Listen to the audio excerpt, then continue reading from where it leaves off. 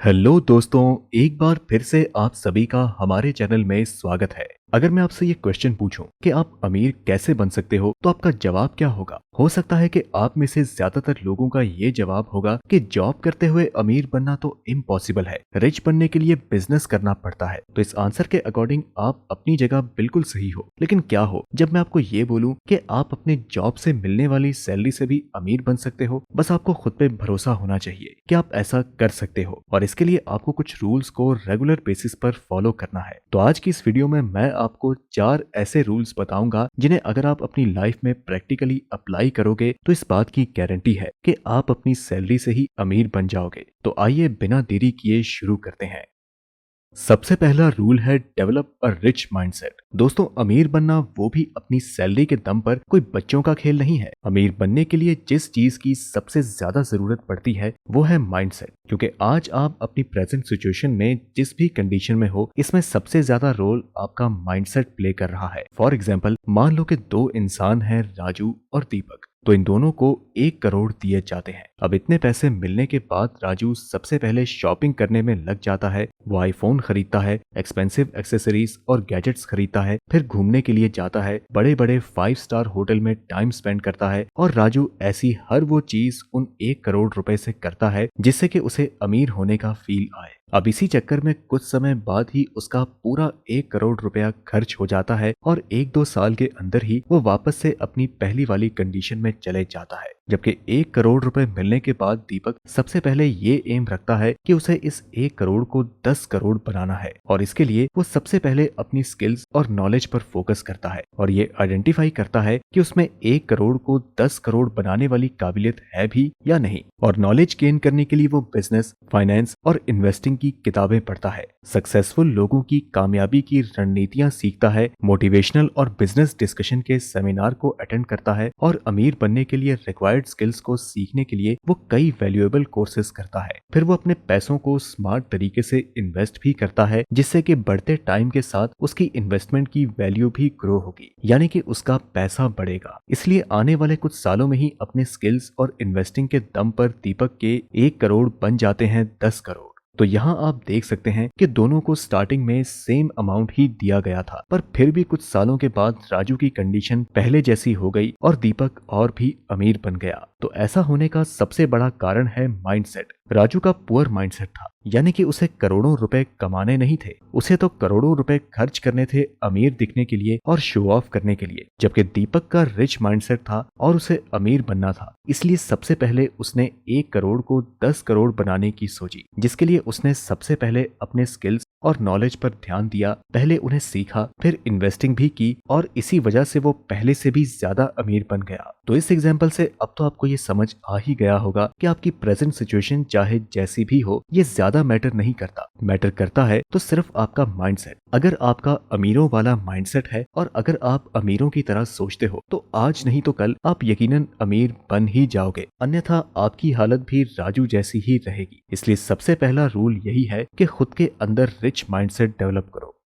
दूसरा रूल है understand the difference between need and want. Suppose करें कि आपको कोई प्रोडक्ट पसंद आ गया है जिसका प्राइस है 20,000 रुपए, और आपको ये प्रोडक्ट लेने का बहुत मन कर रहा है। तो आप क्या करो कि 1 महीने तक रुक जाओ। अगर 1 महीने तक आपको उस प्रोडक्ट के बिना जीने में कोई दिक्कत नहीं आती, तो इसका ये मतलब है कि ये आपकी वांट है, जिसकी आपको अर्जेंटली कोई जरूरत नहीं है। तो आपको इसे नहीं खरीदना चाहिए। इससे आपके 20,000 रुपए बच जाएंगे। और अगर 1 महीने तक उस प्रोडक्ट के बिना आपको जीने में मुश्किल आई और आपको उसकी कमी खल रही है, तो इसका ये मतलब हुआ कि आपको उस प्रोडक्ट की जरूरत है, ये आपकी नीड है और आपको इसे खरीदना चाहिए। और अगर 20,000 रुपए आपके लिए बहुत ज्यादा हैं, तो आप अभी थोड़ा और रुक जाओ, पहले ये अमाउंट सेव कर लो, फिर इसे खरीदो। लेकिन ईएमआई पे मत लेना, क्योंकि कोई भी चीज ईएमआई पे लेने पर आपको उसकी एक्चुअल कॉस्ट से थोड़े और पैसे देने पड़ते हैं। इसलिए इस चीज से बचें और फाइनेंशियली स्मार्ट डिसीजन लें। ऐसा करने के लिए आप पहले पैसों को सेव करें और फिर सेव किए हुए पैसों से एसेट बनाएं, जिससे कि आपकी एसेट से आने वाली इनकम आपके वांट्स और नीड्स दोनों को पूरा कर दें।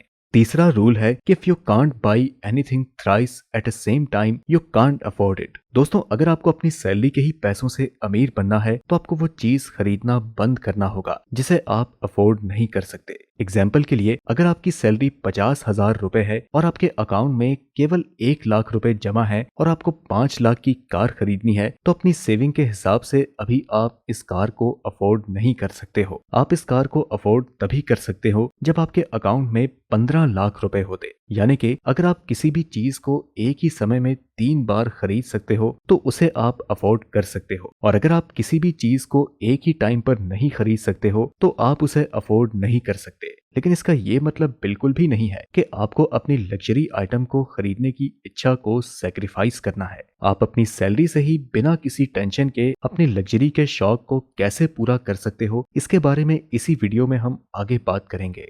अब चौथा सबसे इम्पोर्टेंट रूल है जो कि आपको अपनी सैलरी से अमीर बना सकता है, वो है 50-30-20 रूल। इस रूल के बारे में डिटेल में डिस्कस करने से पहले मैं आपको एक बात क्लियर कर दूं कि इस रूल को फॉलो करके आप अपनी सैलरी के ही बेसिस पर अमीर तो बन जाएंगे, लेकिन इसके लिए आप में ये 3 चीज पहले से ही होनी चाहिए, और वो है डिसिप्लिन, पेशेंस और नॉलेज अबाउट इन्वेस्टिंग। तो 50-30-20 मनी मैनेजमेंट स्ट्रेटजी का पहला स्टेप ये है कि आपको अपनी 50% इनकम को अपनी बेसिक नीड्स पर खर्च करना है, जैसे कि फूड, ट्रांसपोर्टेशन, क्लोथ्स, बिल्स, बच्चों की स्कूल फीस एटसेट्रा। एग्जाम्पल के लिए मान लें कि आपकी मंथली सैलरी है 40,000 रुपए, तो आपको 20,000 रुपए में ही अपने सारे के सारे बेसिक नीड्स के खर्चों को कवर कर लेना है। अगर 20,000 में आपकी बेसिक नीड्स पूरी नहीं हो पा रही हैं, तो ये इस बात को इंडिकेट कर रहा है कि आपको अपनी इनकम को बढ़ाने पे फोकस करने की जरूरत है, या फिर आपको अपने फजूल खर्चों को कम करने की जरूरत है। जो भी हो, आपको इस रूल के लिए डिसिप्लिन मेंटेन करना है।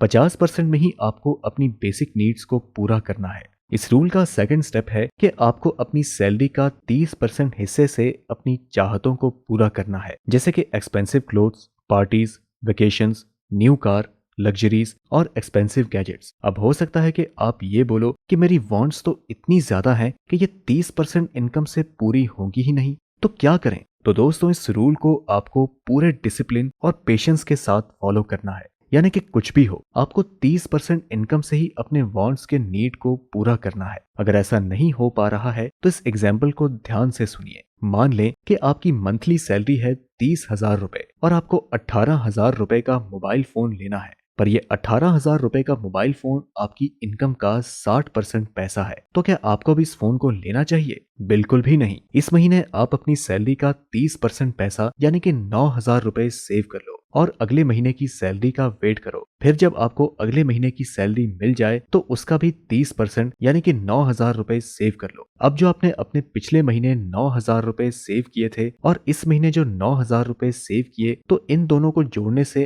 18,000 रुपए हो जाते हैं। तो अब आप इस 18,000 वाले मोबाइल फोन को खरीद सकते हो। तो इस एग्जाम्पल से अब तो आप ये समझ ही गए होंगे कि अगर आपकी सैलरी के 30% इनकम के अकॉर्डिंग आपकी वांट्स के लिए सफिशिएंट अमाउंट हो रहा है, तब आप इस 30% पैसे का यूज अपने वांट्स पर यूज कर सकते हो। अन्यथा आप वेट कीजिए और ठीक वही कीजिए जो मैंने आपको उस फोन वाले एग्जाम्पल में बताया है। यानी कि आपको उस वक्त तक वेट करना होगा जब तक कि आपके पास अपनी वांट्स को पूरा करने के लिए पैसे जमा ना हो जाएं। अब इस रूल का तीसरा स्टेप ये है कि आपको अपने बचे हुए 20% सैलरी का हिस्सा सेविंग्स और इन्वेस्टमेंट में डालना है, जैसे कि savings for retirement, kids education, अपने बच्चों की फ्यूचर में शादी etcetera. Investment in fixed deposit, provident funds, mutual funds, real estates, stocks etcetera. दोस्तों, अगर आप म्यूचुअल फंड्स और स्टॉक में इन्वेस्टमेंट करना चाहते हैं तो सबसे पहले आपको इनके बारे में सीखना होगा, क्योंकि यहाँ पर रिटर्न्स बाकी के इन्वेस्टिंग टूल के कंपैरेटिवली ज्यादा होते हैं, इसलिए यहाँ पर रिस्क भी इन्वॉल्व होता है। इसलिए यहाँ पर इन्वेस्ट करने से पहले ये सीख लें कि स्टॉक मार्केट क्या होता है और कैसे काम करता है, किसी भी कंपनी के फंडामेंटल एनालिसिस कैसे किए जाते हैं। तो अगर आप ये सब सीख कर इन्वेस्ट करोगे तो आपकी इन्वेस्टमेंट पर रिस्क काफी कम हो जाएगा। और क्या आपको पता है कि स्टॉक मार्केट और म्यूचुअल फंड में आपको कंपाउंडिंग के भरपूर बेनिफिट्स मिलते हैं। एग्जाम्पल के लिए, अगर आप किसी म्यूचुअल फंड में 5,000 रुपए